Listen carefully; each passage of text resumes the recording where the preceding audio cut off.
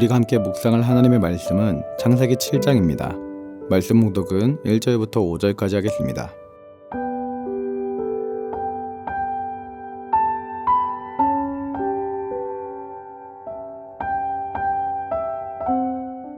여호와께서 노아에게 이르시되 너와 내 온 집은 방주로 들어가라. 이 세대에서 내가 내 앞에 의로움을 내가 보았음이니라. 너는 모든 정결한 짐승은 암소 7씩 부정한 것은 암소 2씩을 내게로 데려오며 공중의 새도 암소 7씩을 데려와 그 씨를 온 지면에 유전하게 하라. 지금부터 7일이면 내가 40주야를 땅에 비를 내려 내가 지은 모든 생물을 지면에서 쓸어버리리라. 노아가 여호와께서 자기에게 명하신 대로 다 준행하였더라. 아멘.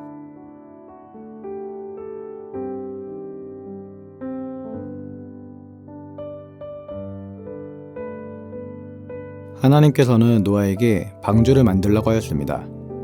그리고 노아는 하나님께서 시키신 일을 하나부터 열까지 차분하게 준행하였습니다.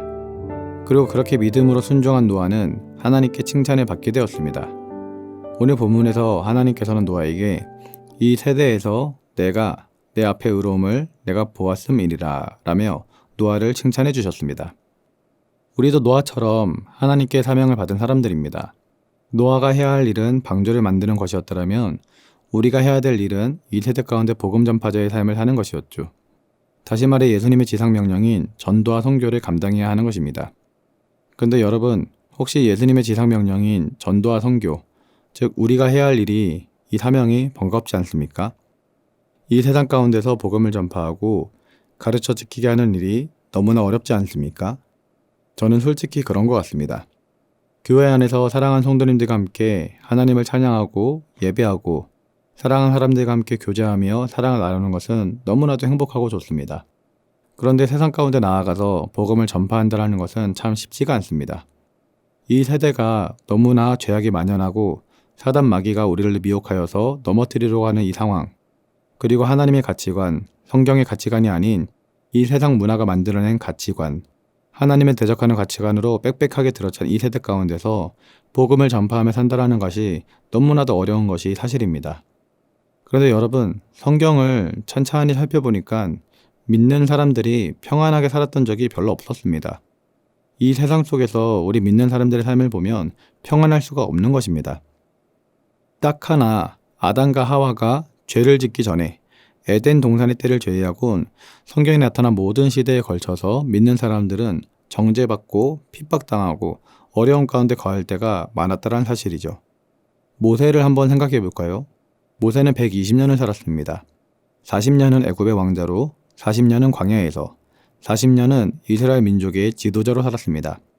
그 120년이란 모세의 기간을 살펴보았을 때 평탄한 시간이 모세에게 있었을까요? 애굽의 왕자로 40년을 살면서 모세는 행복한 삶을 살았을까요? 만약에 그랬다면 동족을 해하는 애굽 사람을 보면서 분노하여서 그를 살해하지는 않았을 것입니다. 그렇다면 광야에서의 40년은 어땠을까요? 알다시피 광야에서의 40년은 그 무엇보다도 힘든 시기이고 말 그대로 광야입니다. 그렇다면 마지막으로 이스라엘 백성들이 이끌었던 지도자로서의 40년은 좋았을까요? 이스라엘 백성들의 불평과 불만을 다 들어주며 하나님과 백성들 사이에서 중간 역할을 감당하면서 힘들어하는 모습을 보였던 사실을 우리는 이미 익히 들어서 알고 있습니다. 120년을 산 모세의 삶을 보니까 기쁘고 평안한 삶이 가득했던 것이 아니라 오히려 고난하고 피곤할 때가 참으로 많았다는 것을 깨달을 수 있는 것이죠. 노아의 시대를 생각해도 마찬가지입니다. 많은 사람들 가운데 딱 노아의 가정만 하나님의 심판을 준비했습니다. 노아는 외로웠을 것입니다. 많은 사람들은 노아를 조롱하고 비웃었을 것입니다. 하나님께서 노아에게 방주를 만들라고 말씀하신 후 노아가 몇 년 동안 방주를 만들었는지 아십니까? 자그마치 120년입니다. 방주를 만들라고 말씀하신 후 120년 후에 하나님께서 심판으로 이 세상을 멸하셨던 것입니다. 120년이란 세월 동안 방주를 만들며 지낸 노아의 삶은 기쁨이 넘치는 삶만은 아니었을 것입니다. 사람들의 비난과 조롱 가운데 때로는 속상하기도 하고 때로는 좌절하기도 하고 때로는 하나님 언제까지 방주를 만들어야 합니까? 라고 불평했을 수도 있습니다. 그러나 노아는 결국 120년이란 긴 세월 동안 방주를 만들며 하나님이 시킨 일을 다 행했습니다. 그리고 그 긴 세월을 견딘 후에 결국은 온 세상이 심판당할 때 노아와 그의 가족은 구원을 받는 큰 은혜를 누릴 수 있었던 것입니다. 예수님도 이 땅 가운데 계실 때에는 너무나도 많은 고난을 당하셨습니다. 예수님의 제자들도 복음을 전파하다가 대부분 순교하였습니다. 바울이 고난당한 것은 우리 성도님들도 너무나도 잘 알고 있을 것입니다. 이처럼 예수님을 믿는 자들의 삶은 평안하기보다 사명을 감당하기 위해 때로는 고난을 감당해야 될 때가 많다라는 것이고, 사명을 감당하는 것 자체가 쉽지 않음을 우리에게 알려주고 있는 것입니다. 그런데요, 그럼에도 불구하고 우리가 해야 될 일은 하나님께서 우리에게 맡겨주신 사명을 잘 감당해야 한다는 것입니다. 하나님께서 우리에게 사명을 맡기셨다는 것은 곧 하나님께서 우리를 신뢰한다라는 뜻이 있다라는 것이죠. 하나님은 우리를 향해 너는 내 일을 감당할 수 있다라고 그렇게 말씀해 주시고 인정해 주시는 것입니다. 그리고 중요한 사실은 우리가 이 사명을 우리 혼자서 감당하는 것이 아니라는 것입니다.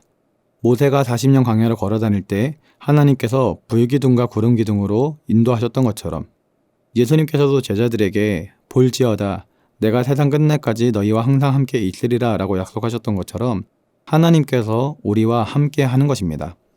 그러므로 우리가 감당해야 될 사명이 아무리 무겁고 어렵게 느껴질지라도 그것을 끝까지 이루실 분은 우리 안에 계신 하나님이신 줄 믿습니다. 우리가 해야 될 일은 끝까지 하나님께서 나와 함께 한다는 것을 믿음으로 순종하고 맡겨진 자리를 지켜나가야 하는 것이죠. 결국 노아는 그 순종을 통해 자기 가족을 살렸을 뿐만 아니라 인류의 새로운 시작을 열었고, 모세는 끝까지 사명을 감당함으로 하나님의 언약 백성을 약속의 땅으로 이끌었습니다. 우리도 이 시대 가운데 복음을 붙들고 살아갈 때 하나님께서는 우리의 순종을 통해 가정과 교회와 이 민족을 새롭게 하실 줄 믿습니다. 우리에게 맡겨진 사명을 붙들고 믿음으로 달려가는 우리 모두가 될 수 있길 예수님의 이름으로 기도드립니다. 기도하겠습니다. 사랑의 하나님 아버지, 오늘 노아의 삶을 통하여 우리에게 맡겨주신 사명을 다시금 깨닫게 하시니 감사를 드립니다. 때로는 사명이 무겁고 감당하기 어려울 때도 있지만 하나님의 일은 하나님께서 하시는 줄 믿습니다.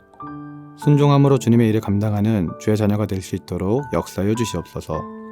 나의 힘으로 하는 것이 아니라 성령의 도우심으로 복음을 전하게 하시고 끝까지 순종하며 주님 앞에 서는 날 노아처럼 하나님께 칭찬받는 종이 될 수 있도록 은혜와 축복을 더하여 주시옵소서.